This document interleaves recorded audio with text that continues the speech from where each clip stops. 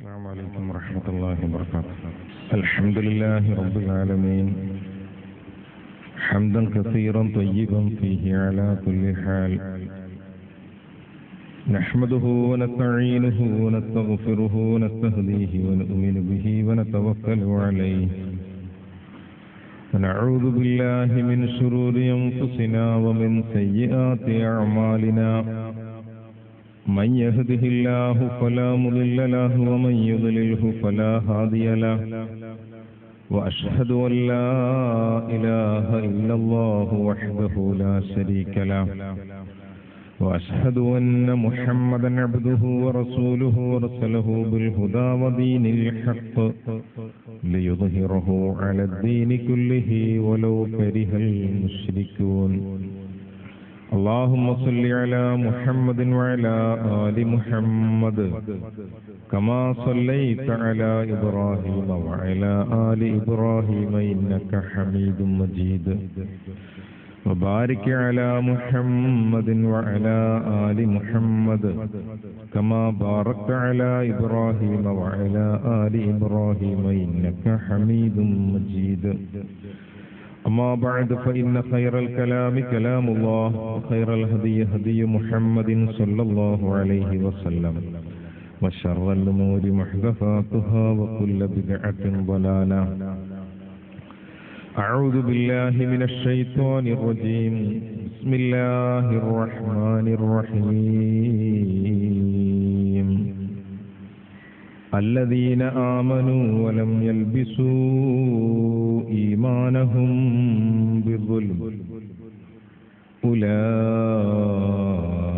لهم الأمن وهم مهتدون. സ്നേഹ ബഹുമാനം നിറഞ്ഞ സഹോദരന്മാരെ, സഹോദരിമാരെ, സുഹൃത്തുക്കളെ, അള്ളാഹുവിൻ്റെ വിധിവിലക്കുകൾ പാലിച്ച് അവനെ സൂക്ഷിച്ച് ജീവിക്കണമെന്ന് ആമുഖമായി എന്നോടെന്ന പോലെ നിങ്ങളോട് ഉണർത്തുകയാണ്, ഉപദേശിക്കുകയാണ്. വിശ്വാസ വിശുദ്ധി എന്ന വിഷയവുമായി ബന്ധപ്പെട്ട് ഒരൽപ്പസമയം നമ്മുടെ ഉള്ളിൻ്റെ ഉള്ളിലുള്ള വിശ്വാസത്തിൻ്റെ പരിശുദ്ധിയെ ഒന്ന് മാറ്റുരച്ചു നോക്കുവാനുള്ള അവസരമായി ഈ സമയത്തെ വിനിയോഗപ്പെടുത്താം. ലോകത്ത് വിശ്വാസമില്ലാത്ത ഒരാളും ഇല്ല. ഞാൻ വിശ്വാസിയല്ല എന്ന് പറയുന്നവർക്കും ചില വിശ്വാസമുണ്ട്. ചിലപ്പോൾ ഈശ്വര വിശ്വാസമില്ല എന്ന് പറയുന്നവരുണ്ട്, പക്ഷെ അവർക്ക് മറ്റു ചില വിശ്വാസങ്ങൾ ഉണ്ട്. ഒരു കാര്യത്തെ പറ്റിയുള്ള അടിസ്ഥാനപരമായ അതിൻ്റെ നിലപാടിനെ പറ്റിയുള്ള ബോധ്യവും അതിനെപ്പറ്റിയുള്ള ഒരാളുടെ നിലപാടുമാണ് മലയാളത്തിൽ നാം വിശ്വാസം എന്നൊക്കെ പറയാറുള്ളത്. പക്ഷെ ഈമാൻ എന്നതുകൊണ്ട് അറബിയിൽ അർത്ഥമാക്കുന്നത് യഥാർത്ഥത്തിൽ മലയാളത്തിലുള്ള ഈ പദം കൊണ്ട് പൂർണ്ണമല്ല. നബി സല്ലല്ലാഹു അലൈഹി വസല്ലമയുടെ അടുക്കൽ അഅറാബികൾ വന്നിട്ട് പറഞ്ഞു, ഖാലത്തിൽ അഅറാബു ആമന്ന. ഖുർആൻ അത് പ്രയോഗിക്കുന്നുണ്ട്. ഞങ്ങൾ വിശ്വാസികളായിരിക്കുന്നു എന്ന് പറഞ്ഞ് ചില ആളുകളുണ്ട്. അള്ളാഹു ആ പ്രയോഗത്തെ തിരുത്തി. നിങ്ങൾ അങ്ങനെ പറയണ്ട, വലാകിൻ ഖൂലു അസ്ലംന, നിങ്ങൾ വേണേ മുസ്ലിങ്ങളായി എന്ന് പറഞ്ഞു. ഹൃദയത്തിലേക്ക് ഈമാൻ കടന്നു ചെന്നിട്ടില്ല എന്ന് അല്ലാഹു സുബ്ഹാനഹു വ തആല പറഞ്ഞു. ഒരു മനുഷ്യന്റെ വിശ്വാസത്തിന്റെ വ്യത്യസ്ത മേഖലകളിൽ അവന്റെ ജീവിതത്തെ എല്ലാ അർത്ഥത്തിലും മാറ്റിപ്പണിയുവാനുള്ള ഒരായുധമാക്കി മാറ്റിയെടുക്കാം. ലോകത്തുള്ള മനുഷ്യരുടെ കൂട്ടത്തിൽ ഏതെങ്കിലും ഒരു വിഭാഗത്തിന് പ്രശ്നങ്ങളില്ല എന്ന് പറയാൻ കഴിയില്ല. എല്ലാ മനുഷ്യർക്കും പ്രശ്നങ്ങളുണ്ട്. പക്ഷേ ഈ പ്രശ്നങ്ങളെ അഭിമുഖീകരിക്കുന്ന വിഷയത്തിൽ ജീവിതത്തിൽ തളർന്നു പോവുകയോ തകർന്നു പോവുകയോ ചെയ്യുന്ന ഘട്ടങ്ങളിൽ ഒരു മനുഷ്യന് ഏറ്റവും കൂടുതൽ കരുത്ത് നൽകുന്നത് വിശ്വാസമാണ്. എന്നാൽ ഇതേ അവസരത്തിൽ തന്നെ ഒരു മനുഷ്യനെ തകർത്ത് കളയുന്നതും അവന്റെ വിശ്വാസമാണ്. നമുക്കറിയാം, ഈ അടുത്ത കാലത്ത് അന്ധവിശ്വാസങ്ങൾക്കെതിരെ വ്യാപകമായ ക്യാമ്പയിൻ സംഘടിപ്പിച്ച് പ്രബോധന പ്രവർത്തനങ്ങളിലേക്ക് നവോത്ഥാന പ്രവർത്തകരെ തള്ളിവിട്ടത് അന്ധവിശ്വാസത്തിന്റെ ബലിയാടുകളായി തീർന്ന ഒരുപാട് ആളുകളാണ്. ജീവിതത്തിൽ എപ്പോഴെങ്കിലും അവർ അഭിമുഖീകരിക്കുന്ന പ്രശ്നത്തിന് പരിഹാരം കാണുന്നതിന് വേണ്ടി തൊട്ടടുത്തുള്ള ഏതെങ്കിലും കേന്ദ്രങ്ങളിലേക്ക്, ആ കേന്ദ്രങ്ങൾ മതങ്ങളുടെ അതിർവരമ്പുകളില്ലാതെ നമ്മുടെ നാട്ടിൽ വ്യാപകമാണ്. ചിലത് മുസ്ലിംമാരുടേതാകാം, ചിലത് തങ്ങന്മാരുടേതാകാം, വേറെ ചിലത് സ്വാമിമാരുടേതാകാം, അതുമല്ലെങ്കിൽ ജ്യോതിഷിമാരുടേതാകാം. അതോടൊപ്പം തന്നെ ധ്യാന കേന്ദ്രങ്ങളെന്നറിയപ്പെടുകയും ബിഷപ്പുമാരുമൊക്കെ ഈ വിഷയത്തിൽ പിമ്പിലല്ല എന്ന് നിരവധി സംഭവങ്ങൾ നമ്മുടെ മുമ്പിൽ പറഞ്ഞു തരുന്നുണ്ട്. അപ്പോൾ മനുഷ്യരുടെ പ്രശ്നങ്ങൾ പരിഹരിക്കുന്ന വിഷയത്തിൽ ഒരു ഭാഗത്ത് വിശ്വാസം കരുത്തു പകരുമ്പോൾ മറുഭാഗത്ത് അവനെ തകർത്തു കളയുന്നതും വിശ്വാസമാണ്. ഇവിടെയാണ് പവിത്രമായ ഒരു വിശ്വാസത്തിന്റെ പ്രസക്തി വർദ്ധിക്കുന്നത്. ലാ ഇലാഹ ഇല്ലല്ലാഹ് എന്ന വിശ്വാസം, ആ വിശ്വാസത്തിന്റെ കരുത്തിൽ ഒരു മനുഷ്യൻ മുന്നോട്ടു പോകുമ്പോൾ മറ്റുള്ളവർക്കുള്ളതുപോലെ തന്നെ അവനും ഒരുപാട് പ്രയാസങ്ങളും പ്രതിസന്ധികളും അഭിമുഖീകരിക്കേണ്ടി വരും. അവന് രോഗമുണ്ടാകും, സന്താനമില്ലാത്ത ദാമ്പത്യം നയിക്കേണ്ടി വരും, അവന്റെ ജീവിതത്തിലും ഒരുപാട് പ്രശ്നങ്ങൾ അഭിമുഖീകരിക്കേണ്ടി വരും. പക്ഷെ അവിടെയൊക്കെ അവൻ ഒരു പടച്ചവനിലുള്ള വിശ്വാസം കൊണ്ട് തന്റെ ഉള്ളിൽ അള്ളാഹുവാണ് എന്നെ പോറ്റി വളർത്തിയവനും എന്നെ പരിപാലിക്കുന്നവനും എന്നെ നോക്കുന്നവനും മടങ്ങിപ്പോകേണ്ടതും അവന്റെ അടുക്കലേക്കാണ് എന്നുള്ള ചിന്ത, എന്റെ എല്ലാ പ്രശ്നങ്ങളെയും തരണം ചെയ്യുന്നതിന് എനിക്ക് കൂട്ടെന്റെ റബ്ബ് മാത്രമാണ് എന്നുള്ള ബോധം, ആ ബോധത്തിൽ നിന്നായിരിക്കണം യഥാർത്ഥ വിശ്വാസി കരുത്ത് നേടേണ്ടത്. എന്നാൽ അല്ലാഹു അല്ലാത്ത മറ്റ് ശക്തികളെയും വ്യക്തികളെയും ആളുകളെയും ആൾദൈവങ്ങളെയും ആശ്രയിക്കുന്നവരാണ് ഇവിടെ തകർന്നു പോകുന്നത്. കേരളത്തിൽ ആൾദൈവ സംസ്കാരം എന്ന പേരിൽ മന്ത്രവാദങ്ങളുടെയും അന്ധവിശ്വാസ കേന്ദ്രങ്ങളുടെയും വിപണനമായി ഏറ്റവും വലിയ കേന്ദ്രമായി കേരളം മാറാൻ വേറൊരു പശ്ചാത്തലം കൂടിയുണ്ട്. സാങ്കേതികമായും സൗകര്യങ്ങളുടെയും ഭൗതിക സംവിധാനങ്ങളുടെയും പുരോഗമനം കേരളത്തെ ഏറെ സ്വാധീനിച്ചിട്ടുണ്ട്.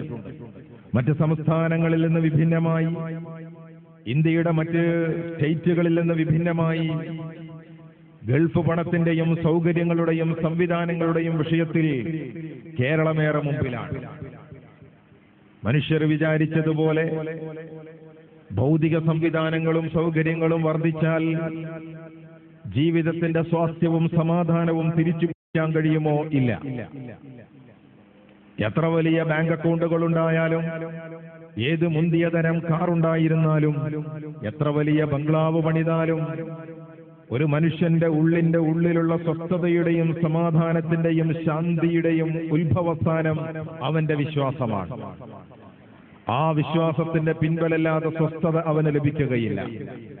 ഞാൻ ഓതിവച്ച പരിശുദ്ധ ഖുർആനിലുള്ള ആയത്ത്, അല്ലാഹുവിൽ വിശ്വസിക്കുകയും അല്ലദീന ആമനു, അല്ലാഹുവിൽ വിശ്വസിക്കുകയും എന്നിട്ട് അതോടൊപ്പം ദുൽമ് കലർത്താതിരിക്കുകയും ചെയ്യുന്ന ആളുകൾ, ഉലൈക ലഹുമുൽ അംന്, അവർക്കാണ് നിർഭയത്വമുള്ളത്, ഒന്നിനെയും പേടിക്കേണ്ടതില്ലാത്ത അവസ്ഥയുള്ളത്.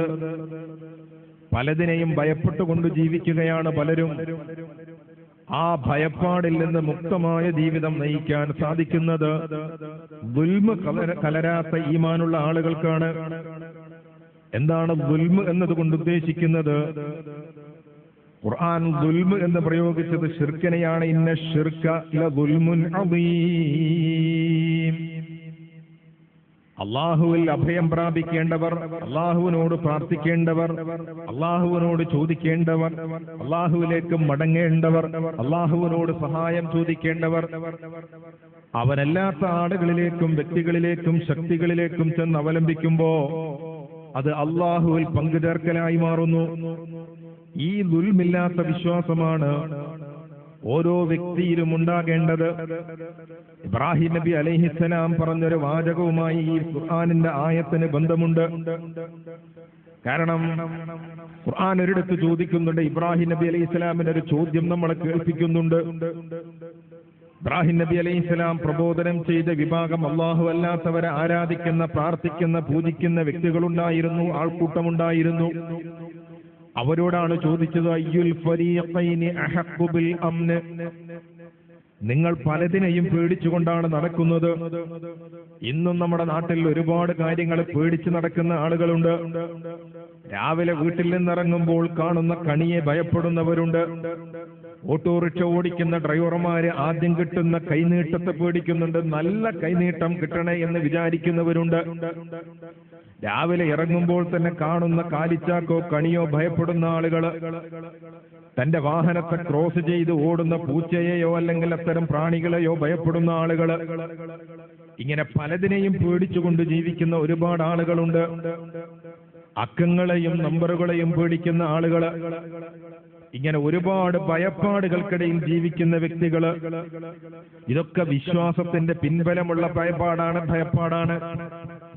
കണിയെ പേടിക്കണോ, കൈനീട്ടം ഭയപ്പെടണോ? നന്മ തിന്മകളൊക്കെ കൈനീട്ടത്തിലാണോ, കണിയിലാണോ, ധരിക്കുന്ന ഉറുക്കിലാണോ, കൊണ്ടു നടക്കുന്ന ചരടിലാണോ? ഇതൊക്കെ വിശ്വാസത്തിന്റെ അഥവാ അന്ധവിശ്വാസത്തിന്റെ പിൻബലമുള്ള വിപണന കേന്ദ്രമായി മാറിയിട്ടുള്ള കേരളത്തിന്റെ അവസ്ഥയാണ്. ഉറുക്കും നൂലും അതേപ്രകാരം തന്നെ തകിടുകളും ഏലസുകളും കുപ്പികളുമൊക്കെ നല്ല വില വാങ്ങിയ ആളുകൾക്ക് വിപണനം ചെയ്യുന്ന ഒരുപാട് കേന്ദ്രങ്ങളുണ്ട് കേരളത്തിൽ. ഇവരുണ്ടാക്കിവിടുന്ന അന്ധവിശ്വാസമാണ് ആളുകളിൽ ഭയപ്പാടുണ്ടാക്കുന്നത്. അതോടൊപ്പം തന്നെ ജിന്നിന്റെ, സെഹിറിന്റെ, കൂടോത്രത്തിന്റെ, മാരണത്തിന്റെ പേര് പറഞ്ഞു പേടിപ്പിക്കുന്നവര്, ഇങ്ങനെ ഭയപ്പാടുകളുടെ ലോകത്ത് ജീവിക്കുന്ന ആളുകള്, മരിച്ചുപോയവരുടെ പ്രേതം വരുമോ എന്ന് പേടിക്കുന്നവര്, ശൈത്താനിനെ പേടിക്കുന്നവര്, കുട്ടിച്ചാത്തനെ ഭയപ്പെടുന്നവര്, ചേക്കുട്ടിപ്പാപ്പയെ ഭയപ്പെടുന്നവര്, ഇങ്ങനെ ഭയപ്പാടുകളുടെ ലോകത്ത് ജീവിക്കുന്ന ആളുകള്, ഇവയൊന്നും ഭയപ്പെടേണ്ടവരല്ല എന്നുള്ള വിശ്വാസം ഒരു സത്യവിശ്വാസിക്ക് അള്ളാഹുവിലുള്ള വിശ്വാസം നൽകുന്ന ഏറ്റവും വലിയ കരുത്ത് അതാണ്. ഏറ്റവും വലിയ പിൻബലം അതാണ്. റബ്ബി അല്ലാഹ്, എന്റെ റബ്ബ് അള്ളാഹുവാണെന്ന് പ്രഖ്യാപിക്കുന്ന ഒരാൾ ആ വിശ്വാസം കൊണ്ട് പ്രഖ്യാപിക്കുന്ന കാര്യമെന്താ?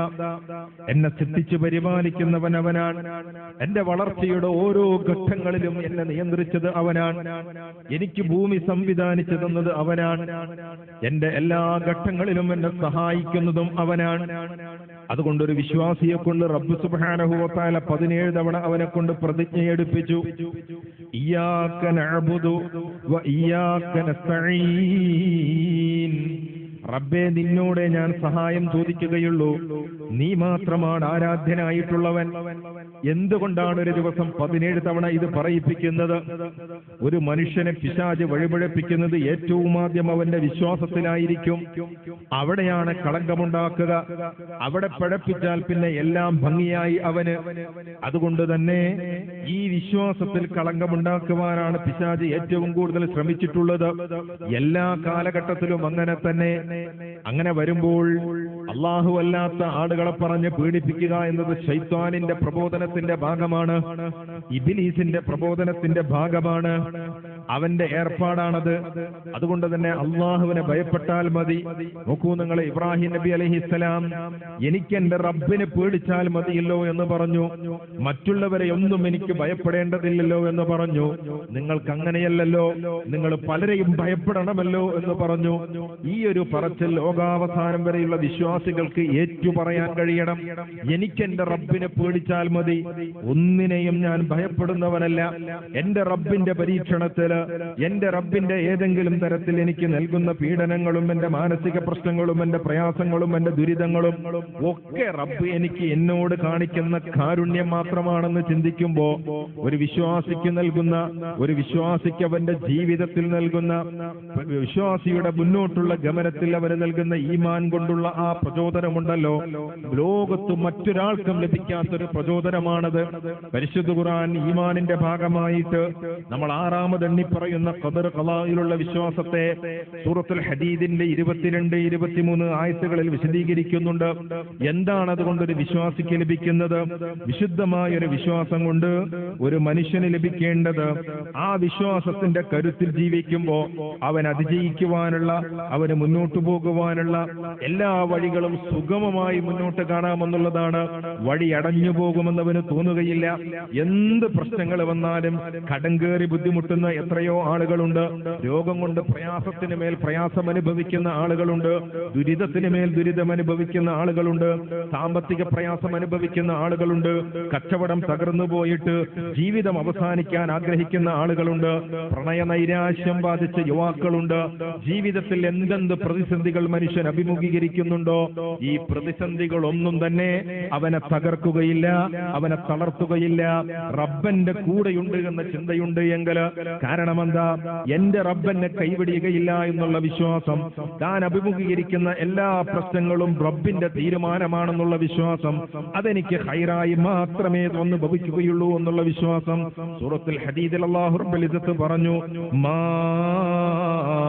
അസ്വാബ മിൻ മുസീബത്തിൻ ഫിൽ അർള് വലാ ഫീ അൻഫുസികും ഇല്ലാ ഫീ കിതാബിൻ മിൻ ഖബ്ലി അൻ നബ്റഅഹാ ഇന്ന ദാലിക അലല്ലാഹി യസീർ.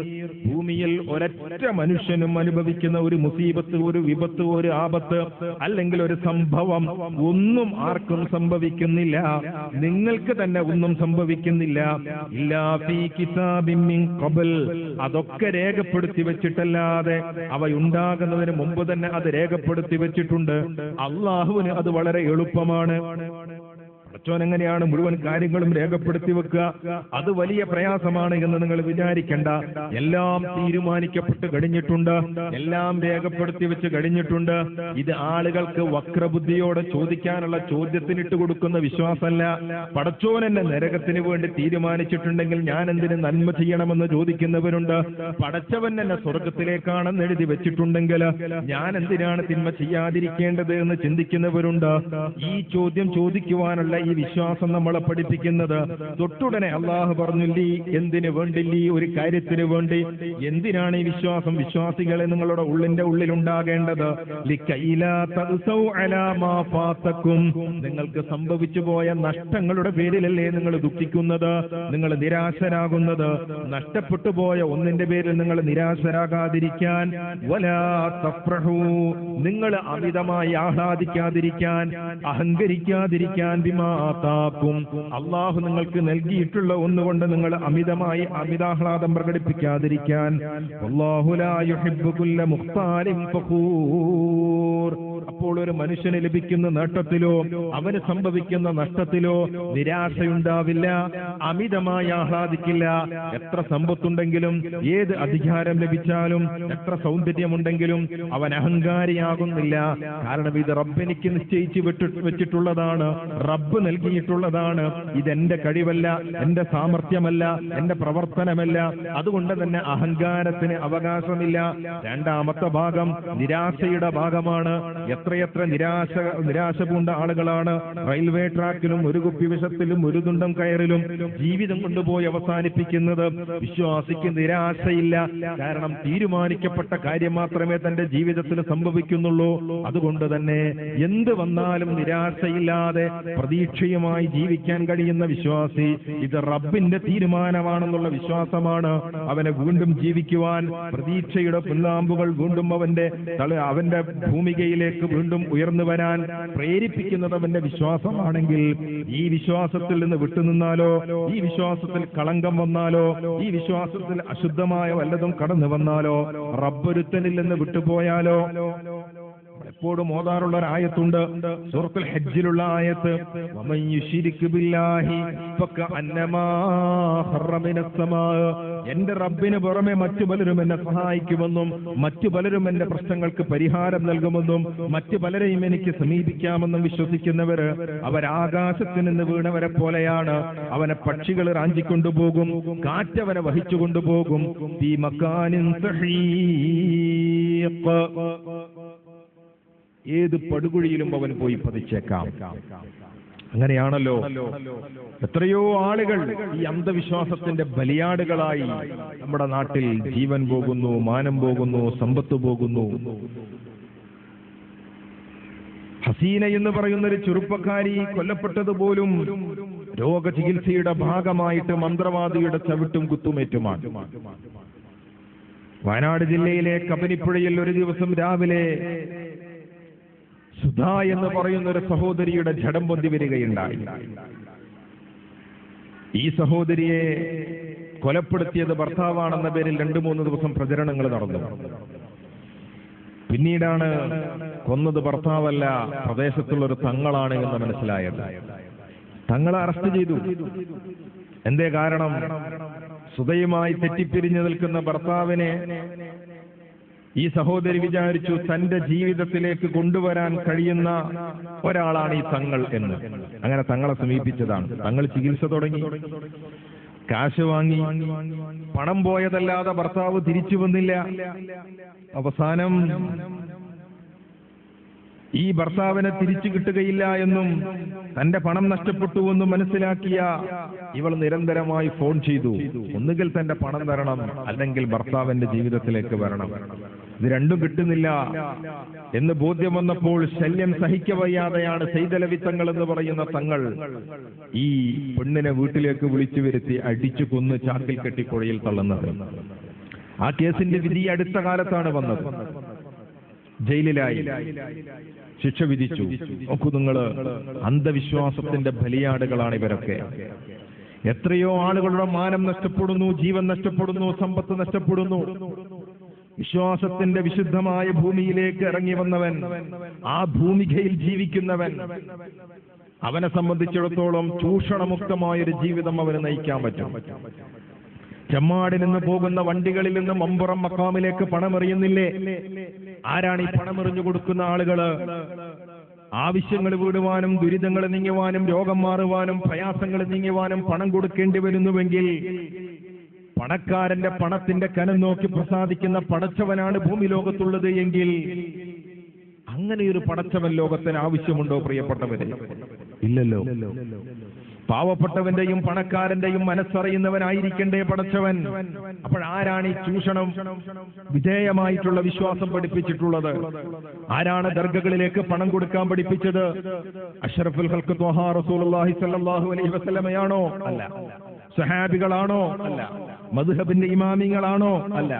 അവരൊന്നും ദർഗകളിലും മക്കാമകളിലും ഭണ്ഡാരപ്പെട്ടികൾ വെച്ച് പണം നിക്ഷേപിക്കുവാൻ നമ്മളോട് പറഞ്ഞിട്ടില്ല. ഇതിന്റെ പിന്നിൽ ചൂഷകർ മാത്രമാണ്. ഇസ്ലാമുമായി ബന്ധമില്ലാത്ത ഇത്തരം വിശ്വാസങ്ങളുടെ പേരിലാണ് ആളുകൾ ചൂഷണം ചെയ്യപ്പെടുന്നത്. അപ്പൊ എല്ലാ അർത്ഥത്തിലും മനുഷ്യർ ചൂഷണം ചെയ്യപ്പെട്ടുകൊണ്ടിരിക്കുകയാണ്. ഇതിൽ ജാതി മത വ്യത്യാസമൊന്നുമില്ല. ഇവിടെയാണ് പവിത്രമായ ഒരു വിശ്വാസം, വിശുദ്ധമായ ഒരു വിശ്വാസം.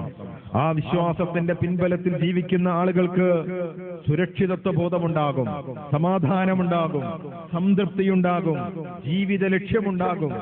ഇന്ന് ഏറ്റവും വലിയൊരു ദുരിതം ഈ ജീവിത ലക്ഷ്യമില്ലായ്മയാണ്. എന്തിന് ജീവിക്കുന്നു എന്ന് ചോദിച്ചു നോക്കൂ ആളുകളോട്. മുസ്ലിം ചെറുപ്പക്കാർ പോലും അധാർമിക വൃത്തികളിലേക്ക് പോകുന്നത് എന്തുകൊണ്ടാണ്? പരലോകത്തെ മറക്കുന്നത് കൊണ്ടാണ്. സംശുദ്ധമായൊരു വിശ്വാസത്തിന് മാത്രമേ, മനുഷ്യന്റെ ആ വിശ്വാസത്തിന്റെ അടിസ്ഥാനത്തിലുള്ള പ്രവർത്തനങ്ങളിലൂടെ മാത്രമേ നല്ല ഒരു സമൂഹത്തെ സൃഷ്ടിച്ചെടുക്കാൻ കഴിയുകയുള്ളൂ. മദ്യപാനം വർദ്ധിക്കുന്നത് എങ്ങനെയെങ്കിലുമൊക്കെ അടിച്ചു പൊളിച്ച് ജീവിക്കണമെന്നുള്ള ചിന്ത കൊണ്ടാണ്. ആഖിറത്തെ പറ്റി ഖുർആൻ പറഞ്ഞിടത്തൊക്കെ ആഖിറമെന്ന് പറയുന്നത് കാൽപ്പനികമായ ഒരു ലോകമല്ല എന്ന് നമ്മളെ ഉണർത്തുന്നുണ്ട്. അൽ-ബഖറയുടെ തുടക്കം നോക്കൂ നിങ്ങൾ. ദാലിക്കൽ കിതാബ് ലാ റൈബ ഫീഹി ഹുദൽ ലിൽ മുത്തഖീൻ അല്ലദീന യുഅ്മിനൂന ബിൽ ഗൈബി വയുഖീമൂന الصلاة ومما رزقناهم ينفقون والذين يؤمنون بما أنزل إليك وما أنزل من قبلك وبالآخرة هم يوقنون. ആരാണ് മുത്തഖീങ്ങൾ? വേദഗ്രന്ഥം വഴികാട്ടിയാകുന്ന മുത്തഖീങ്ങൾ ആരാണ്? അവർ അദൃശ്യത്തിൽ വിശ്വസിക്കുന്നവരാണ്, അവർ നമസ്കാരം നിലനിർത്തുന്നവരാണ്, അവർ ദാനധർമ്മങ്ങൾ ചെയ്യുന്നവരാണ്, നിനക്കിറക്കപ്പെട്ട വേദഗ്രന്ഥത്തിൽ വിശ്വസിക്കുന്നവരാണ്, നിനക്ക് മുമ്പിറക്കപ്പെട്ട വേദഗ്രന്ഥത്തിൽ വിശ്വസിക്കുന്നവരാണ്. വബിൽ ആഖിറത്തി, പരലോക വിശ്വാസത്തെ പറ്റി പറഞ്ഞപ്പോ അതുവരെ ഈമാൻ ഈമാൻ എന്ന് പറഞ്ഞ പദപ്രയോഗം മാറ്റിയിട്ട് റബ്ബെന്ന് വേറെ പദം ഉപയോഗിക്കുകയാണ്. ഹും യൂഖിനൂൻ, അവർക്ക് ഉറപ്പാണ്, അവർക്ക് ഉറപ്പാണ്, പരലോകം ഉറപ്പാണ്. മരണാനന്തരം ഒരു ജീവിതമുണ്ടോ, ഒരു സ്വർഗമുണ്ടോ, ഒരു നരകമുണ്ടോ? ഈ ഒരു ചോദ്യം പോലും വിശ്വാസികളുടെ മുമ്പിൽ പ്രസക്തമേ അല്ല. 100% അത് ഉറപ്പാണ്. കാരണം മരണാനന്തര ജീവിതമാണ് നമ്മുടെ ലക്ഷ്യം. ഇഹലോകവും പ്രിയമുള്ളവരെ താൽക്കാലികമായ ഒരു ഇടത്താവളമാണ്. ഈ ഇടത്താവളമാണ് എന്നുള്ള ചിന്തയാണ് ഒരു നല്ല മനുഷ്യനായ ഒരു മനുഷ്യനെ ജീവിപ്പിക്കാൻ പ്രേരിപ്പിക്കുന്നത്. അതുകൊണ്ട് തന്നെ ഈ വിശ്വാസത്തിന്റെ പിൻബലമാണ് രാജ്യത്ത് അധാർമിക പ്രവണതകളെ ഇല്ലാതാക്കുവാനുള്ള ഏറ്റവും വലിയ വഴി. EMS നമ്പൂതിരിപ്പാട് പറഞ്ഞില്ലേ, മുഹമ്മദ് നല്ല ഐഡിയ ഉള്ള ആളായിരുന്നു. അതുകൊണ്ടാണ് ആ ഐഡിയ പ്രയോഗിച്ചുകൊണ്ട് മുഹമ്മദ് അറേബ്യയിലുള്ള ആളുകളെ മാറ്റിയെടുത്തത്. മുഹമ്മദ് പറഞ്ഞു, മരിച്ചാൽ ഒരു ലോകമുണ്ട്, ഒരു സ്വർഗമുണ്ട്, ഒരു നരകമുണ്ട് എന്നൊക്കെ പറഞ്ഞപ്പോൾ ആ പറയുന്നത് വിശ്വസിച്ച് ആളുകൾ മാറിയതാണ് എന്ന്. യഥാർത്ഥത്തിൽ പരലോകമെന്ന് പറയുന്നത് അഷ്റഫുൽ ഖൽഖ് റസൂലുള്ളാഹി സ്വല്ലല്ലാഹു അലൈഹി വസല്ലമയുടെ ഐഡിയ അല്ല, അത് വരാൻ പോകുന്ന ലോകമാണ്. അതൊരിക്കലും പ്രിയപ്പെട്ടവരെ നമുക്ക് സംശയമേ ഇല്ലാത്ത ലോകമാണ്. മരണം എന്നത് ഉറപ്പാണോ? ആണ്. എങ്കിൽ മരണാനന്തര ജീവിതവും ഉറപ്പാണ്, പരലോകം ഉറപ്പാണ്. ഇല്ലെങ്കിൽ ജീവിതത്തിന് എന്തർത്ഥമാവുള്ളത്? ഞാൻ വഞ്ചിക്കുന്നു, ഞാൻ ചതിക്കുന്നു, ഞാൻ മറ്റു പലരുടെയും പണം കവർന്നെടുക്കുന്നു, രക്ഷപ്പെടാനുള്ള വഴിയും ഞാനത് മുഖേന ഒരുക്കുന്നു. എങ്കിൽ ഇഹലോകത്ത് ആർക്കും എങ്ങനെയും ജീവിക്കാമല്ലോ. അങ്ങനെ ജീവിക്കുകയാണ് എങ്കിൽ ഭൂമി ലോകത്ത് ധാർമ്മിക വ്യവസ്ഥയും സുരക്ഷിത സമൂഹവും ഇല്ലാതായി തീരും. അതുകൊണ്ട് തന്നെ ഓരോ മനുഷ്യനും മരണപ്പെട്ടു കഴിഞ്ഞാൽ അവന്റെ കർമ്മങ്ങളെ വിചാരണ ചെയ്യുമെന്നും നന്മ തിന്മകൾക്ക് കൃത്യമായി പ്രതിഫലം നൽകുമെന്നും വളരെ കൃത്യമായി പഠിപ്പിക്കുന്നതിലൂടെ ഇഹലോകത്ത് ആരും തന്നെ കാണുന്നില്ലെങ്കിലും ജുമുഅ സമയത്ത് മോഷണം നടത്തി എന്ന് പറഞ്ഞ് ഇന്നത്തെ പത്രത്തിലൊരു വാർത്ത കണ്ടു. മിക്കവാറും മുസ്ലിമീങ്ങൾ തന്നെയായിരിക്കും ഇത്തരം പ്രതികളൊക്കെ. പക്ഷേ ഈ വിശ്വാസരാഹിത്യം കൊണ്ട്, അവിശുദ്ധമായ വിശ്വാസം കൊണ്ട് എങ്ങനെയെങ്കിലും താൽക്കാലികമായി രക്ഷപ്പെടണമെന്നുള്ള ചിന്ത കൊണ്ടാണ് ഇത്തരം ഏർപ്പാടുകളിലേക്ക് ആളുകൾ പോകുന്നത്. പ്രിയപ്പെട്ടവരെ, റബ്ബ് തന്നെ എപ്പോഴും കണ്ടുകൊണ്ടിരിക്കുന്നു. റബ്ബിന്റെ നിരീക്ഷണ വലയത്തിൽ നിന്ന് പുറത്തു കിടക്കാൻ തനിക്ക് സാധ്യമല്ലെന്നുള്ള ചിന്ത, ആ സംശുദ്ധമായ വിശ്വാസമുണ്ടല്ലോ, ആ വിശ്വാസമാണ് നമ്മളെ നന്നാക്കി തീർക്കുന്നത്. പോലീസ് അധികാരികളുടെ ലാത്തികൾ കൊണ്ടല്ല, ജയിലറകളെ പറഞ്ഞ് പേടിപ്പിക്കുന്നത് കൊണ്ടല്ല, ഭരണഘടനയിൽ പുതിയ ശിക്ഷാ നിയമ വകുപ്പുകൾ കൊണ്ടല്ല നാം വ്യഭിചരിക്കാതിരിക്കുന്നത്, നാം മോഷ്ടിക്കാതിരിക്കുന്നത്, നാം വഞ്ചിക്കാതിരിക്കുന്നത്, നാം ചതിക്കാതിരിക്കുന്നത്, നാം ആളുകളോട് വിശ്വസ്തത കാണിക്കുന്നത് പരലോകത്തൊരു വിചാരണയുണ്ടെന്നുള്ള ചിന്ത കൊണ്ടാണ്. എങ്കിൽ ഈ ചിന്ത കൊണ്ടല്ലേ ആളുകൾ മാറിത്തീരുന്നത്. ചെമ്മാട്ടങ്ങാടിയിൽ 1 മണിക്കൂർ നേരത്തേക്ക് ഇന്ത്യൻ ശിക്ഷാ ശിക്ഷാ നിയമം മുഴുവനും എടുത്തു കളഞ്ഞു, പോലീസ് അധികാരികളുടെ നിയമപാലനം എടുത്തു കളഞ്ഞു. ആരും നിങ്ങളെ ശിക്ഷിക്കുകയില്ല, നിങ്ങൾക്ക് ഇഷ്ടം പോലെ ചെയ്യാമെന്ന് പറഞ്ഞാൽ എത്ര ജ്വല്ലറികൾ കൊള്ളയടിക്കപ്പെടും, എത്ര സഹോദരിമാര് ബലാത്സംഗം ചെയ്യപ്പെടും, എത്രയെത്ര കൊലപാതകങ്ങൾ നടക്കും, എത്രയെത്ര കൊള്ളിവെപ്പുകൾ നടക്കും, എത്രയെത്ര മോഷണങ്ങൾ നടക്കും. പക്ഷേ ഈ മോഷണങ്ങളിലൊന്നും ഉണ്ടാകാത്ത, ഈ ബലാത്സംഗങ്ങളിൽ പ്രതിചേർക്കപ്പെടാത്ത, ഈ ഒരു ഏർപ്പാടുകൾക്ക് പോകാത്ത എത്ര ആളുകളുണ്ടെന്ന് ചോദിച്ചാൽ വിശ്വാസത്തിന്റെ വിശുദ്ധിയിൽ ജീവിക്കുന്ന 100% മുഅ്മിനീങ്ങളായിട്ടുള്ള ഒരൊറ്റ മനുഷ്യനും ലോകത്തുള്ളൊരു നിയമവകുപ്പിനെയുമല്ല ഭയപ്പെടുന്നത്, അവനവന്റെ റബ്ബിനെയാണെന്ന് തുറന്ന് പ്രഖ്യാപിക്കാൻ പറ്റും. ഇങ്ങനെയൊരു സമൂഹമുണ്ടായാൽ പോലീസ് അധികാരികൾക്ക് അതല്ലേ ലാഭം, നിയമവകുപ്പിന് അതല്ലേ ലാഭം, ഭരണാധികാരികൾക്ക് അതല്ലേ നേട്ടം. പ്രിയപ്പെട്ടവരെ, ഈ വിശ്വാസി സമൂഹത്തെയാണ് നാം ഉണ്ടാക്കിയെടുക്കാൻ ആഗ്രഹിക്കുന്നത്. അത്തരം വിശ്വാസ സംഹിതകളിലേക്കാണ് നാം ആളുകളെ കൊണ്ടുചെന്നെത്തിക്കുന്നത്. പക്ഷേ പലപ്പോഴും ഇതിനെ ആളെ കിട്ടാത്തത് എന്തുകൊണ്ടാ? ദുനിയാവിന്റെ പിറകിൽ ഓടുകയാണ് ആളുകൾ. എങ്ങനെയെങ്കിലും ദുനിയാവ് വാരിക്കൂട്ടണമെന്നുള്ള ചിന്ത. ഈ ദുനിയാവിന്റെ പിറകിൽ ഭൗതിക ലോകത്തിന്റെ ആഹ്ലാദത്തിന്റെ ആസ്വാദനത്തിന്റെ മേഖലകളിലേക്ക് ചെന്ന് എവിടേക്കാണ് അവസാനം നമ്മൾ ചെന്നെത്തിച്ചേരുന്നത്? ജീവിതം അവസാനിച്ചു കഴിയുമ്പോ ഒന്നുമില്ലായ്മയിലേക്ക് എത്തിച്ചേരുമെന്നുള്ള ബോധം പോലും മനുഷ്യർക്കില്ലല്ലോ.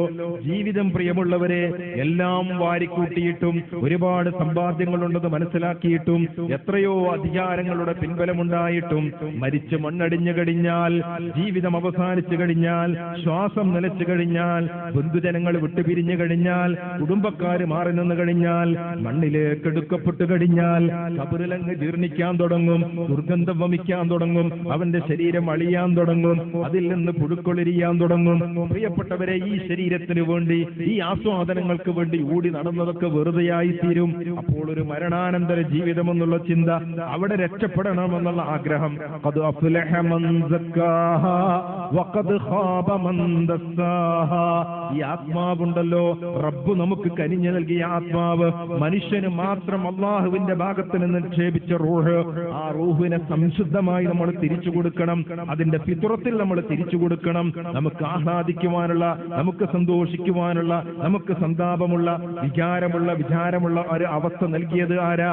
ഇതൊന്നുമില്ലാത്ത ജീവികളെ പരിശോധിച്ചു നോക്കൂ നിങ്ങൾ. മനുഷ്യന് മാത്രം അല്ലാഹു ഇത് നൽകിയത്. അവന് ജീവിതത്തിൽ പാലിക്കേണ്ടുന്ന മര്യാദകളും വിധിവിലക്കുകളും പഠിപ്പിച്ചത്. ആ വിധിവിലക്കുകൾ പാലിച്ച് ശുദ്ധമായ ആത്മാവോടുകൂടി തിരിച്ചു പോകാനാണ്. ആ തിരിച്ചുപോക്ക് നമ്മൾ ഓരോ സമയത്തും പ്രതീക്ഷിക്കണം. പ്രിയപ്പെട്ടവരെ, അതിനുവേണ്ടിയാണ് ഇത്തരം സദസ്സുകള്, അതിനുവേണ്ടിയാണ് ഖുതുബകള്, അതിനുവേണ്ടിയാണ് വഅളുകള്, അതിനുവേണ്ടിയാണ് ഖുർആൻ ക്ലാസുകള്. ഉപയോഗപ്പെടുത്തേണ്ടത് അതാണ്. ശുദ്ധമായ ഒരു വിശ്വാസത്തിന്റെ പ്രതലത്തിൽ ജീവിക്കുവാൻ ആഗ്രഹിക്കുന്നവര് ഏത് സമയത്തും കളങ്കപ്പെട്ടു പോകുന്ന അവന്റെ ആത്മാവിനെ, അവന്റെ വിശ്വാസത്തെ പരിശുദ്ധിപ്പെടുത്താൻ വീട്ടിൽ നമ്മൾ എപ്പോഴും ഷാമ്പൂ വാങ്ങിച്ചു വെക്കാറില്ലേ, സോപ്പ് വാങ്ങിച്ചു വെക്കാറില്ലേ, പൗഡർ വാങ്ങിച്ചു വെക്കാറില്ലേ, ക്രീമുകൾ വാങ്ങിച്ചു വെക്കാറില്ലേ? നമ്മുടെ ശരീരത്തെ, നമ്മുടെ വസ്ത്രത്തെ, അഴുക്ക് പുരണ്ട നമ്മുടെ വസ്ത്രങ്ങളെ ഒക്കെ വൃത്തിയാക്കി വെക്കാൻ നമ്മൾ ശ്രമിക്കാറില്ലേ? ഈ വൃത്തിയാക്കി വെക്കുന്നതൊക്കെ വീണ്ടും വീണ്ടും അഴുക്കാകാറുണ്ട്, വീണ്ടും നമ്മളത് വൃത്തിയാക്കാറുണ്ട്. പക്ഷേ നമ്മുടെ മനസ്സിനെ ശുദ്ധമാക്കണ്ടേ, ആത്മാവിനെ പരിശുദ്ധിപ്പെടുത്തണ്ടേ? അവൻ മാത്രമാണ് വിജയിച്ചവൻ, അവൻ മാത്രമാണ് വിജയിച്ചവൻ എന്നിവിടെ സൂചിപ്പിക്കുന്നു. ഇതിനെ പരിശുദ്ധിപ്പെടുത്തുവാനുള്ള മാർഗമാണ് അള്ളാഹുവിന്റെ വേദഗ്രന്ഥം. ഇത്തരം ദിക്റുകള്, ഇത്തരം സദസ്സുകള്, ഇത്തരം ഉത്ബോധനങ്ങള്, ഇത്തരം വേദികള്, അതിനുവേണ്ടിയാണ് നാം ഇത്തരം സമയങ്ങൾ വിനിയോഗിക്കുന്നത്. സംശുദ്ധമായ വിശ്വാസം നിലനിർത്തുവാനും സംശുദ്ധമായ ജീവിതം നയിക്കുവാനും ശുദ്ധ പ്രകൃതിയോടുകൂടി തിരിച്ചു പോകുവാനുമുള്ള ഒരവസ്ഥ നമുക്കുണ്ടാകണം. ബിഖൽബിൻ സലീം, സുരക്ഷിതമായ ഒരു ഹൃദയമുണ്ടല്ലോ, അഥവാ ആ സലാം എന്ന് പറയുന്ന, അല്ലെങ്കിൽ സിൽമ് എന്ന് പറയുന്ന ആ വാക്കുമായി ബന്ധപ്പെട്ട് ഒരുപാട് അർത്ഥങ്ങൾ അതിനെ വെക്കാറുണ്ട്. ശാന്തമായത്, സുരക്ഷിതമായത്, രക്ഷപ്പെട്ടത്, എല്ലാ അർത്ഥത്തിൽ ഉപയോഗിച്ചു കഴിഞ്ഞാലും മനസ്സ് കളങ്കപ്പെടാൻ ഒരുപാട് കാരണങ്ങളുണ്ട്. ആ കാരണങ്ങളെയൊക്കെ മാറ്റി നിർത്തേണ്ടതുണ്ട്. അതോടൊപ്പം അതിനെ ശുദ്ധീകരിക്കുവാനും അതിനെ പ്യുവറായി നിലനിർത്തുവാനും എന്തൊക്കെ ചെയ്യേണ്ടതുണ്ടോ അത് എപ്പോഴും ചെയ്തുകൊണ്ടിരിക്കുകയും വേണം. വിശ്വാസത്തിന്റെ മേഖലയിൽ പ്രത്യേകിച്ച് ഉറുംവരിക്കുന്നത് പോലെയായിരിക്കും ജീവിതത്തിൽ കളങ്കപ്പെട്ട വിശ്വാസങ്ങൾ കടന്നു വരുന്നത്. വളരെ കൃത്യമായി റബ്ബിനെ പറ്റിയുള്ള ബോധം, അള്ളാഹുവിനെ പറ്റിയുള്ള ചിന്ത, റബ്ബ് കൂടെയുണ്ട് എന്നുള്ള വിശ്വാസം ഏത് സമയത്തും നിലനിർത്തുന്നതോടൊപ്പം ആരെന്തൊക്കെ പ്രലോഭനങ്ങൾ വന്നാലും, എന്തൊക്കെ പറഞ്ഞ് പേടിപ്പിച്ചാലും, പരിശുദ്ധ ഖുർആൻ നമുക്ക് വാഗ്ദാനം ചെയ്യുന്ന സൂറത്തു ഫാത്തിഹയുടെ തുടക്കം തന്നെ ബിസ്മില്ലാഹി റഹ്മാനിർ റഹീം, പടച്ചവൻ റഹ്മാനാണെന്ന് നമ്മളെ പഠിപ്പിക്കുന്നു, അവൻ റഹീമാണെന്ന് നമ്മളെ പഠിപ്പിക്കുന്നു.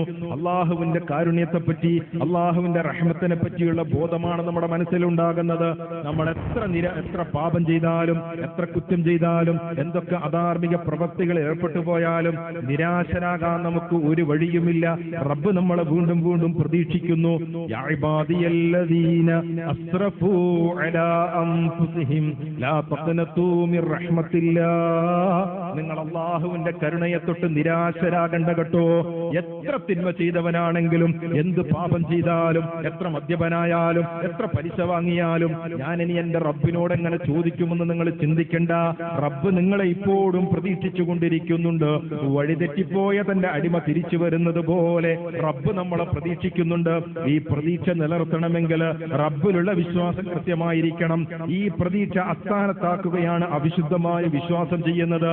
എന്തിനാ ജാറത്തിലേക്ക് പോകുന്നത്? എന്തിനാ മക്ബറയിലേക്ക് പോകുന്നത്? എന്തിനാ ഔലിയാക്കളോട് ചോദിക്കുന്നത്?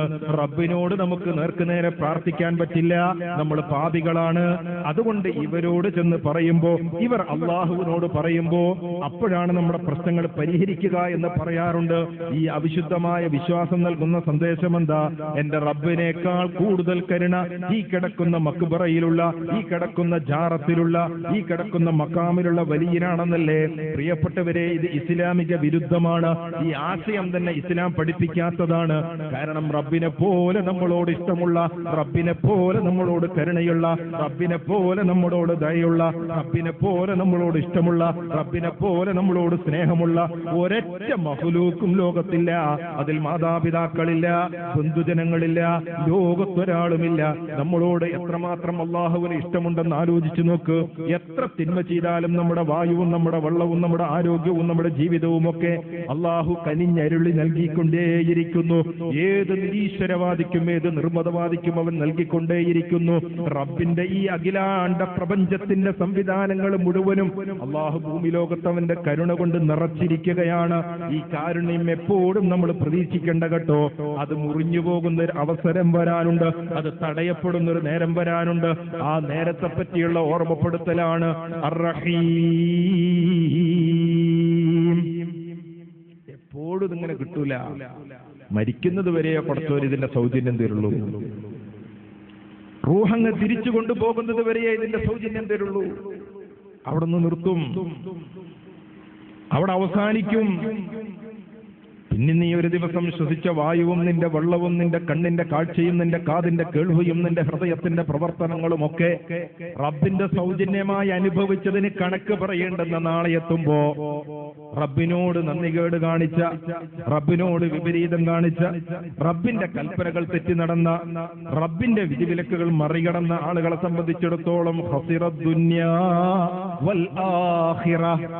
മനുഷ്യന്റെ ഏറ്റവും വലിയ പരാജയം എന്താ? ദുനിയാവ്, ഭൗതിക ലോകവും പരലോകവും പരാജയപ്പെടല. ഷെയ്ഖ് അബ്ദുൽ ഖാദിർ ജീലാനി റഹ്മഹുല്ലാഹ് അദ്ദേഹത്തിന്റെ ഫുതൂഹുൽ ഗൈബ് എന്ന് പറയുന്ന ഗ്രന്ഥത്തിൽ ഒരുപാട് നന്മ നിറഞ്ഞ തസ്കിയത്തിന്റെ ഭാഗമായിട്ടുള്ള കുറെ ഉപദേശങ്ങളുണ്ട്.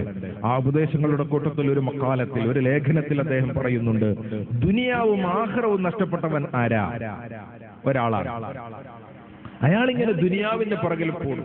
എങ്ങനെങ്കിലും ഈ കടക്കൊന്ന് വീട്ടണം, എങ്ങനെങ്കിലും കുറച്ച് പൈസ ഉണ്ടാക്കണം, എങ്ങനെങ്കിലും ഒന്ന് മെച്ചപ്പെടണം, ഈ ചിന്തയോടുകൂടി ഓടും. അവൻ എപ്പോഴും എങ്ങനെയെങ്കിലും ഒന്ന് രക്ഷപ്പെടണം എന്നുള്ള ചിന്തയാണ്. എവിടെ രക്ഷപ്പെടണം? ദുനിയാവിൽ. ആ ഓട്ടത്തിന്റെ പിന്നാലെ അവന് നിസ്കരിക്കാൻ സമയം ഉണ്ടാവില്ല, അവന്റെ ജീവിത ലക്ഷ്യത്തെപ്പറ്റി ചിന്തിക്കാൻ സമയം ഉണ്ടാവില്ല, മതകീയമായ സദസ്സുകൾക്ക് സമയം ഉണ്ടാവില്ല, ഖുർആൻ ക്ലാസുകൾക്ക് സമയം ഉണ്ടാവില്ല, നിസ്കാരങ്ങൾക്കൊക്കെ വൈകി വരും. ഓൻ എങ്ങനെയെങ്കിലും ഒന്ന് ജീവിതം കരുപ്പിടിപ്പിക്കാനുള്ള ഓട്ടത്തിലാണ്. അത് കിട്ടുമോ? ഇല്ല. അവസാനം അവന്റെ റൂഹേറ്റെടുക്കാൻ മലക്കുൽ മൗത്ത് വരും.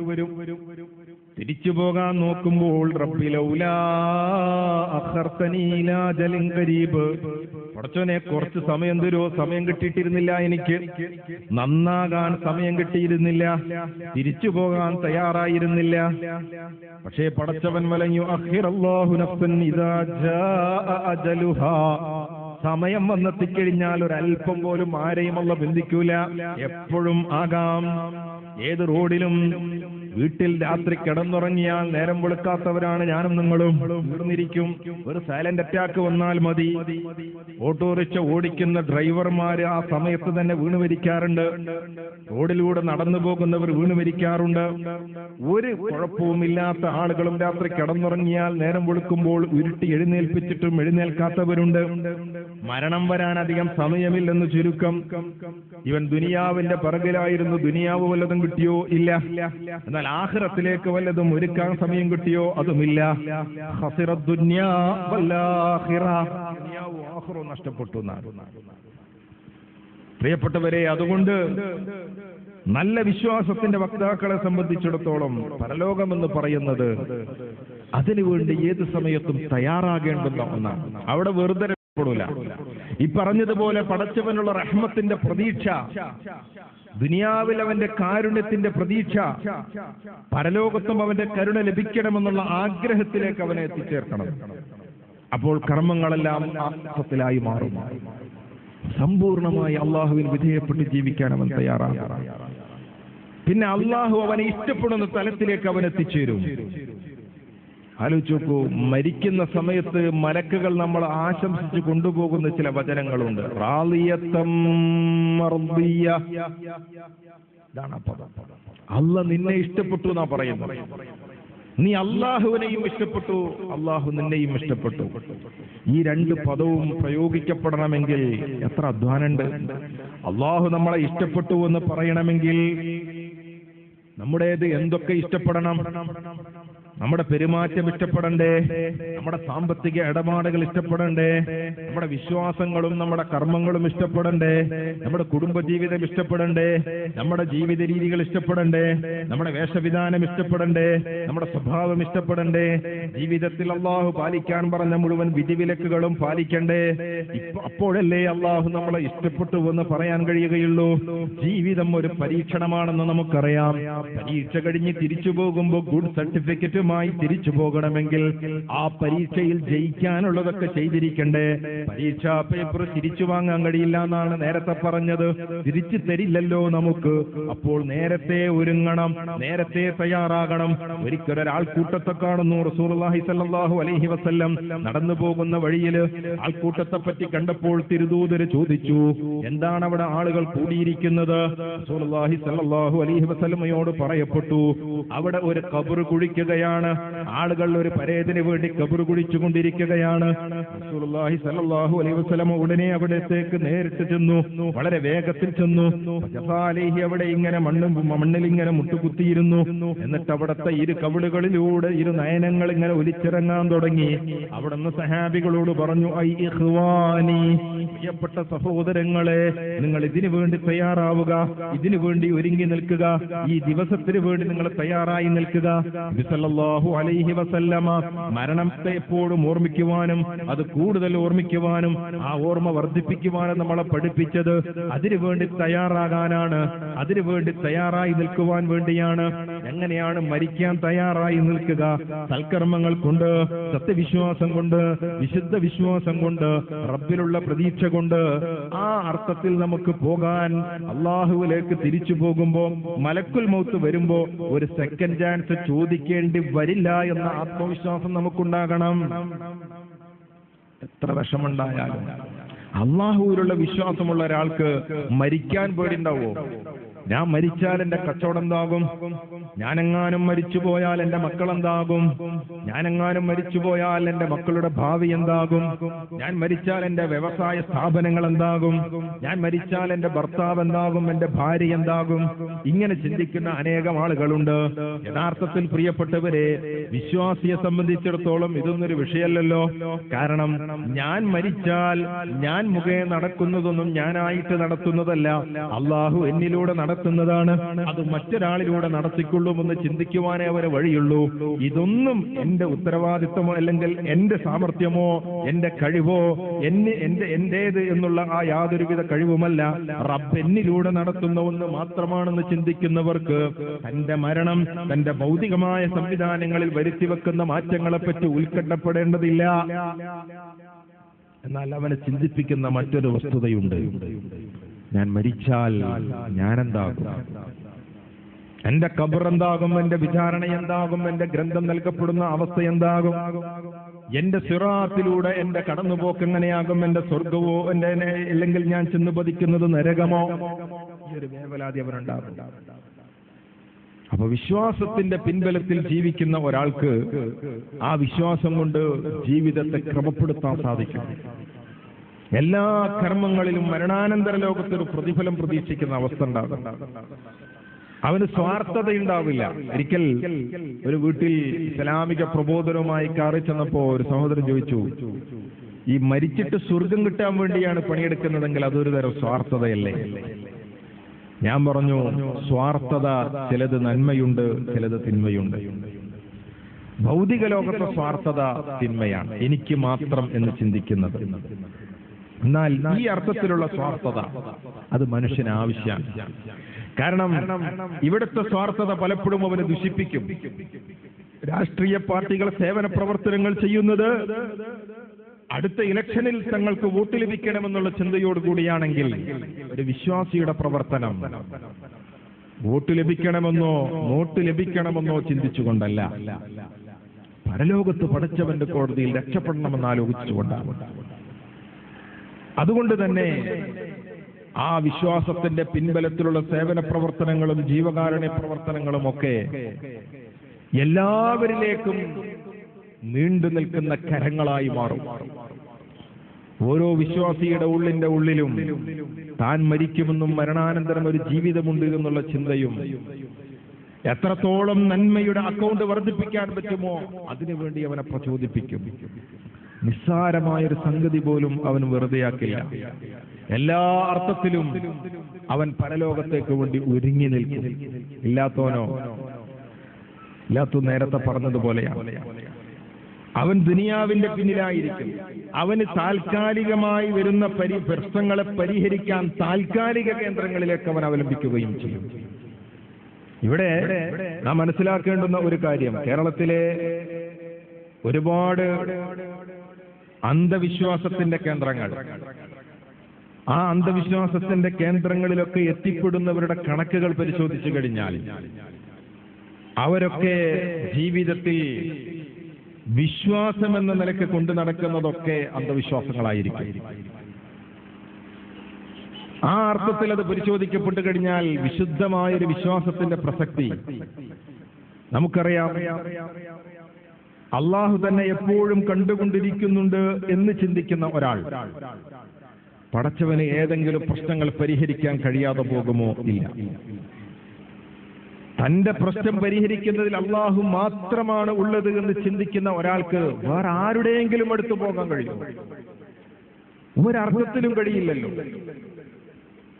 അതുകൊണ്ട് തന്നെ വിശ്വാസത്തിന്റെ കനേശുകുമാരി കണക്കിൽ മുസ്ലിം നാമധാരികളായി നിലനിൽക്കുകയോ മറ്റു വിശ്വാസങ്ങളിലും, നമുക്കറിയാം കേരളത്തിലുള്ള, ഞാൻ ആദ്യം പറഞ്ഞു ഈ വിഷയത്തിൽ ജാതി മത വ്യത്യാസമൊന്നുമില്ല. ചൂഷണത്തിന്റെ കാര്യത്തിൽ എല്ലാവരും അതിനു മുമ്പിലാണ്.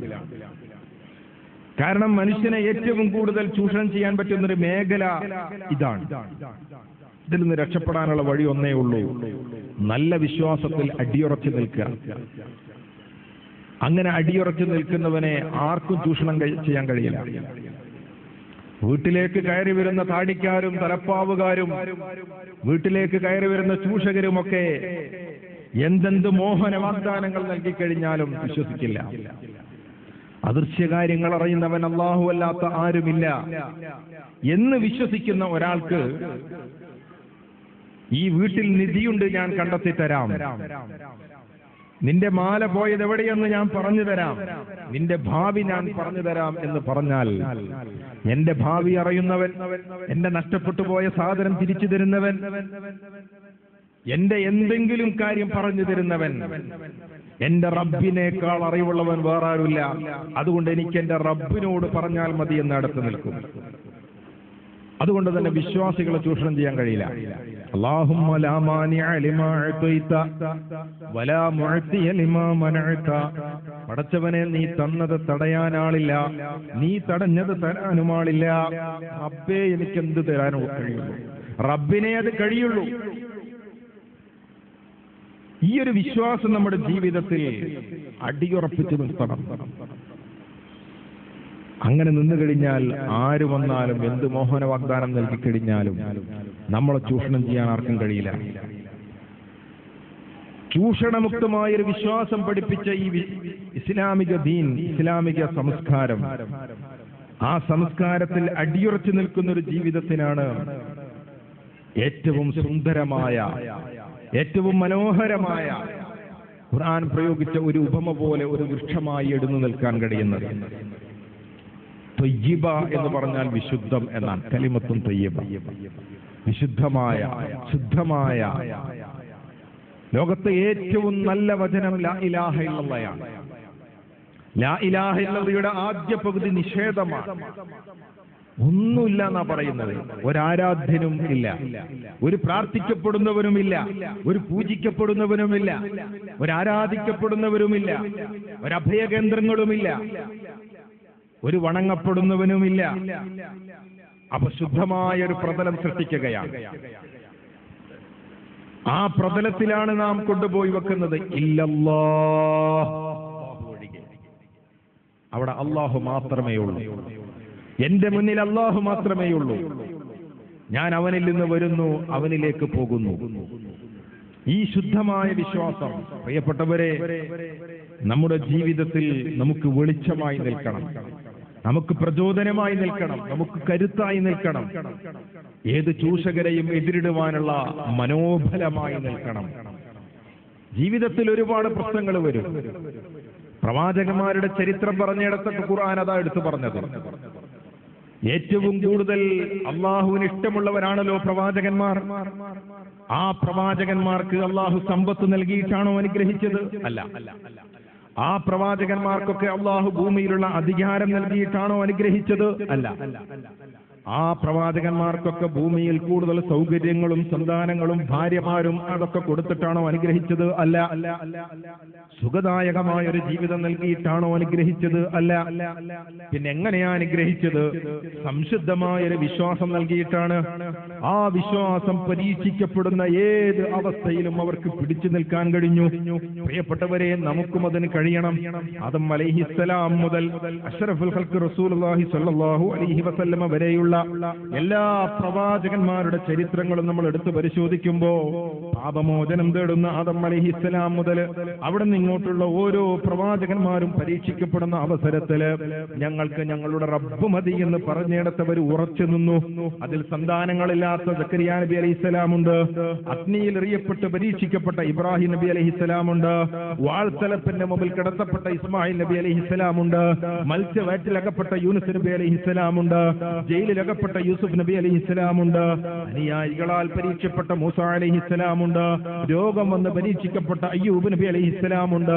ഇങ്ങനെ ഓരോ പ്രവാചകന്മാരെ എടുത്തു പരീക്ഷിക്കുമ്പോഴും നമ്മളൊക്കെ ജീവിതത്തിൽ അഭിമുഖീകരിക്കുന്ന വ്യത്യസ്ത പ്രശ്നങ്ങൾ അവർക്കുണ്ടായിരുന്നു.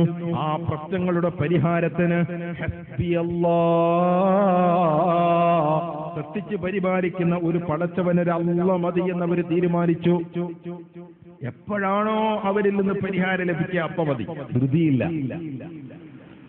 ചിലപ്പോ നമ്മുടെ ആളുകളെ തന്നെ ഈ ധൃതിയാണ്. ഇപ്പൊ ഇബ്രാഹിം നബി അലൈഹി ഇസ്ലാമിന് തന്റെ പ്രായാധിക്യം വരെ സക്കരിയ നബി അലൈഹി ഇസ്ലാമിന്റെ തല നരച്ചുപോയി, എല്ലുകൾ നുരുമ്പിപ്പോയി, തൊലി ചുളിഞ്ഞുപോയി എന്ന് ഖുർആൻ പറയാം. അത്രയും ക്ഷമിക്കാൻ കഴിഞ്ഞു.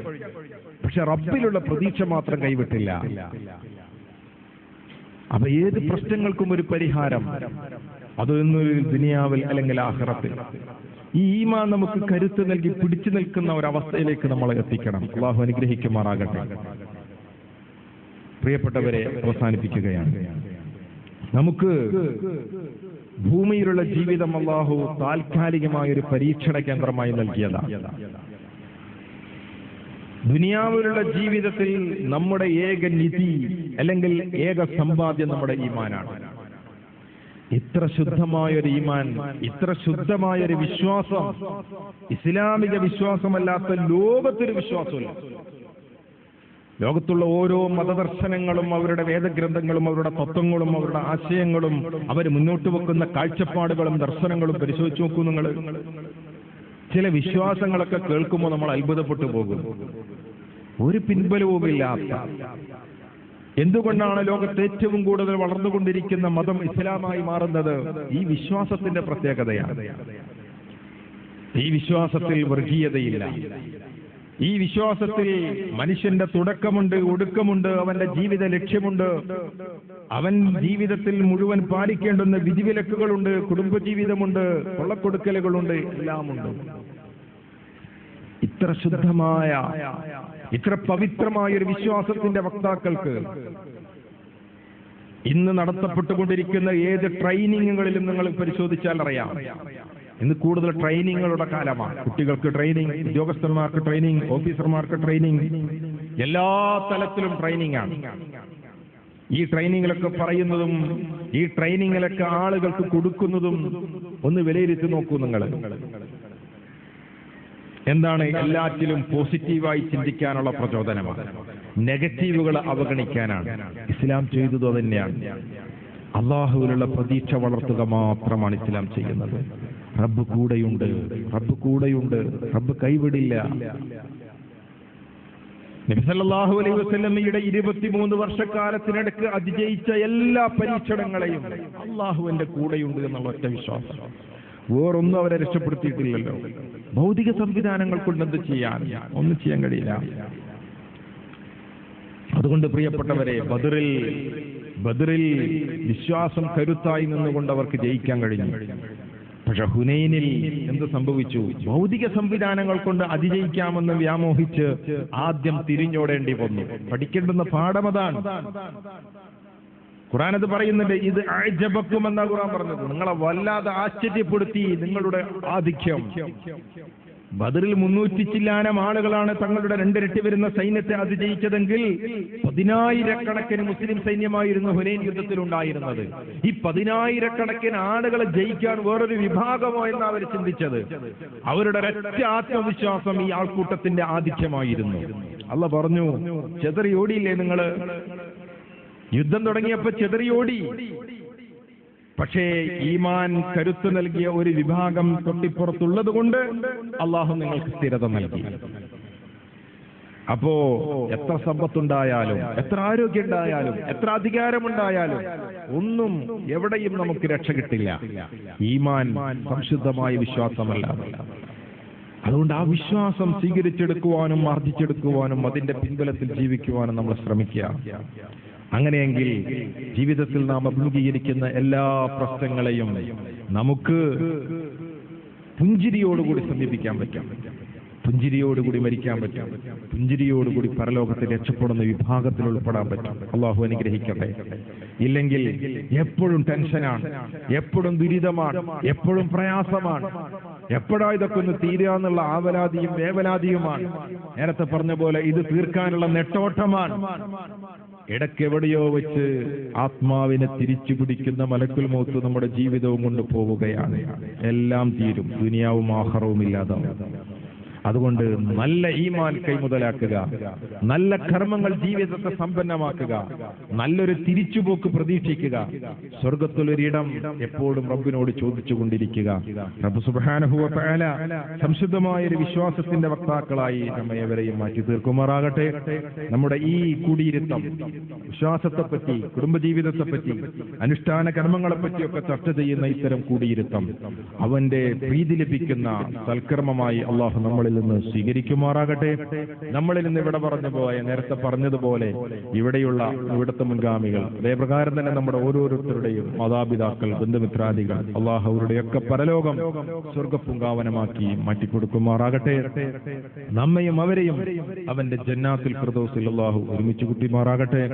റബ്ബനാ തഖബ്ബൽ മിന്നാ ഇന്നക അൻത സമീഉൽ അലീം വതുബ് അലൈനാ ഇന്നക അൻത തവ്വാബുർ റഹീം.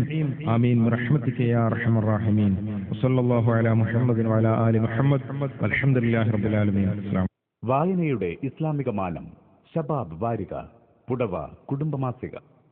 ഇസ്ലാമിക വിഷയങ്ങളിൽ പ്രമാണബദ്ധമായ ലേഖനങ്ങൾ, കാലിക പ്രശ്നങ്ങളിൽ ശക്തമായ ഇടപെടലുകൾ, ചോദ്യോത്തര പംക്തികൾ, തീവ്രവാദത്തിനും യാഥാസ്ഥികതയ്ക്കും നവയാഥാസ്ഥികതയ്ക്കുമെതിരെയുള്ള ശക്തമായ ചെറുത്തുനിൽപ്പ്.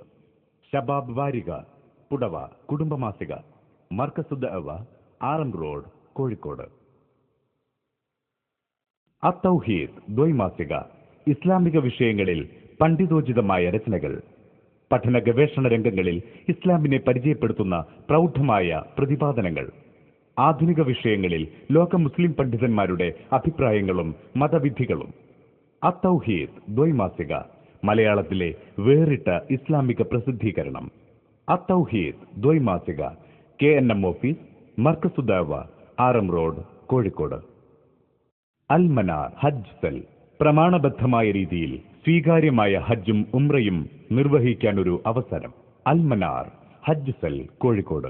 പ്രമുഖ പണ്ഡിതന്മാരുടെ നേതൃത്വം, പരിചയസമ്പന്നരായ വളണ്ടിയർമാരുടെ സേവനം, ഹറമിനടുത്ത് താമസം, മക്കയിലും മദീനയിലും ചരിത്രപ്രസിദ്ധമായ സ്ഥലങ്ങളിൽ സന്ദർശനം, മലയാളികൾക്കിണങ്ങിയ ഭക്ഷണ താമസ സൗകര്യം, ചികിത്സാ സൗകര്യം, പഠന ക്ലാസുകൾ. Al Manar Hajj cell, Markazuddawa, Aram road, Kozhikode. Phone 04954020 371.